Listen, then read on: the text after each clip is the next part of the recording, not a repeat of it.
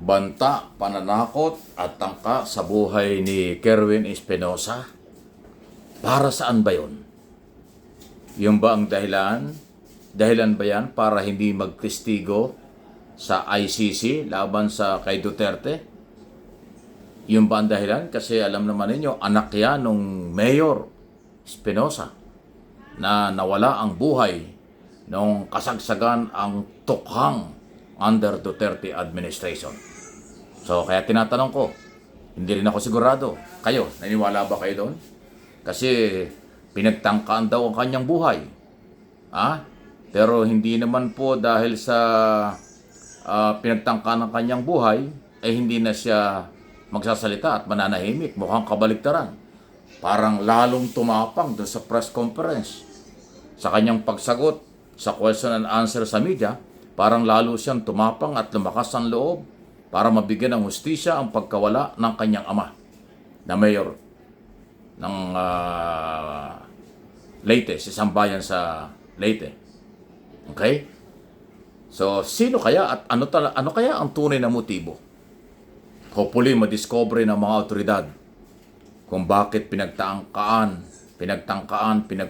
ang buhay nitong batang Espinosa na nananahimik na ng ilang buwan o taon, ay ngayon biglang lumabas ulit dahil nga po sa meron nagtangka sa buhay niya. Bago yan, tumistigo pa yan sa Kongreso eh. Okay? Tungkol sa kanyang nalalaman kung ano talaga ang tunay nangyari sa kanyang ama. Aba, after ilang buwan, noong kanyang pagharap sa hearing sa Kongreso, nanahimik na, ngayon may bago na naman. Sino ang nagplano? Sino kaya ang nasa likod? Eh wala naman tayong ibang nakikita. Sa aking opinyon, eh posible ngang siya ay gustong patahimikin para hindi na makapaghayag pa ng kung ano mang statement or makapagtestigo laban sa mga gumawa sa pagkuha ng sa buhay ng kanyang ama noong mga panahong yon under Duterte administration, na kontrobersyal yan dahil inimbestigahan sa Kongreso. Yung kanyang ama ay nakakulong pero pinasok ng mga di umano'y grupo na pulis pa yung iba. Tapos namatay sa kulungan.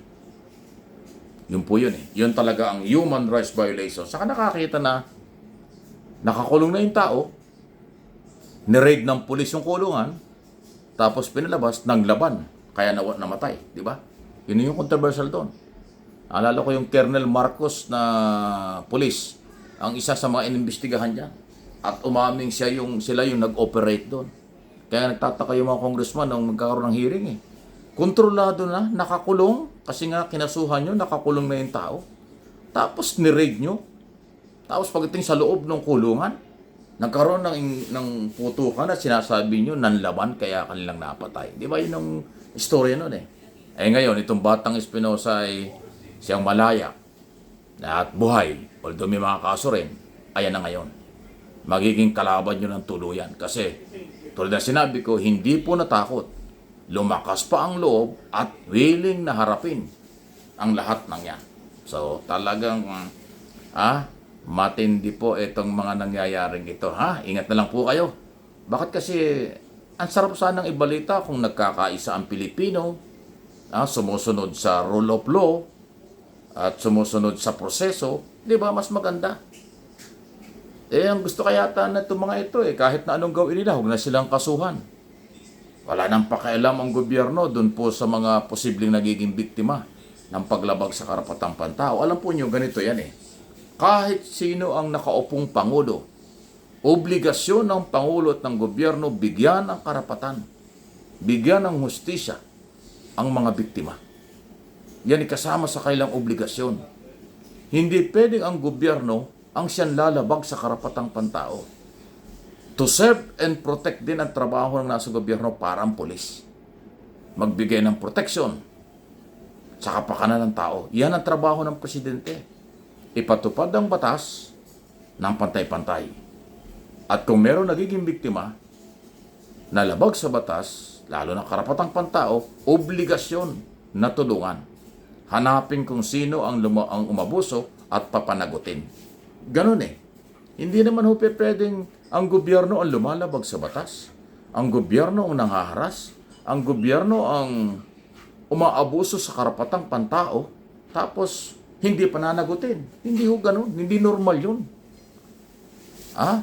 Obligasyon na kahit sino, hindi lang ang Pangulo, kundi ang lahat ng nasa gobyerno, proteksyonan ang mamamayan.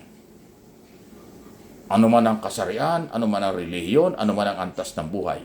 Kasi buhay yan, dapat pinapangalagaan. Buhay yan, dapat pinapangalagaan.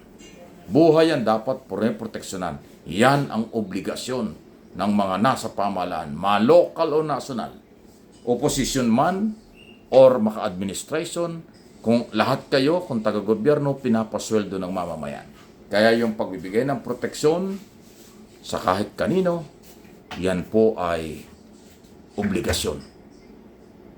Pag walang batas, gumawa ng batas para maging kasangkapan sa pantay-pantay na trato. Kung may batas naman, ipatupad. No one is above the law. Kahit anong oras, kahit sino. Yan ang ginagawa. Rule of law under President Marcos. Bakit ayaw nyo ng rule of law? Gusto nyo yung lumalabag sa batas? Gusto nyo yung umaabuso sa batas? Wow! Mali yun. Kailangan ay yung protektado ng mga batas. Kailangan po yan. Para mga OFW, tingnan nyo mga OFW, kahit na anong mangyari sa kanila, huwag naman sana, pag nagkaroon ng problema, tinutulungan ng gobyerno. Katulad ng mga DDS na nagrally sa Qatar. Anti-Marcos sila, di ba? Nakakulong. O gobyernong Pilipinas, under President Marcos, ang tumulong kasi obligasyon nila yon. Di ba? Hindi nakatingin ang Pangulong Marcos at ang gobyerno sa kung ano ang isyo kung bakit sila nag-rally. Although alam na, ang isyo, Pilipino sila, dapat protektado. Dapat pinoproteksyonan. Ayan. Talaga lang ha. Kailangan po yun ay malinaw sa inyo at naintindihan ninyo. Kasi alam po ninyo, mga kaibigan, huwag kayong magsasawa sa aking mga paliwanag kasi kaya ako inuulit-ulit ito. Marami talagang ayaw umintindi. Marami talagang nagbubulag-bulagan, nagbibingi-bingihan sa kalagayan, demokrasya, karapatan, obligasyon, at kung ano ang dapat nangyayari. Pagkakaisa po ang kailangan. Ang pagkakaisa ang susi ng kaunlaran, tagumpay, pangkalahatan, katahimikan. Ayan, di ba? O sige, please like and share po ng ating mga video at nang makarating sa iba pa. Ang akin dito po ay pagpapahayag lang tayo ng karapatan. Kahit sinong gobyerno, basta sumusunod sa batas, susuportahan natin. Kahit sino pa ang presidente, sa darating na mga panahon, at susunod at matutupad ng batas, suportado natin. Pero ang hindi susunod sa batas, kahit sino, kahit kaibigan pa, sorry na lang. Kasi mahirap samahan ang ganong klaseng tao. Hindi ba? Please like and share ang video. Mike Abi Opinions at ang MA Pinoy TV.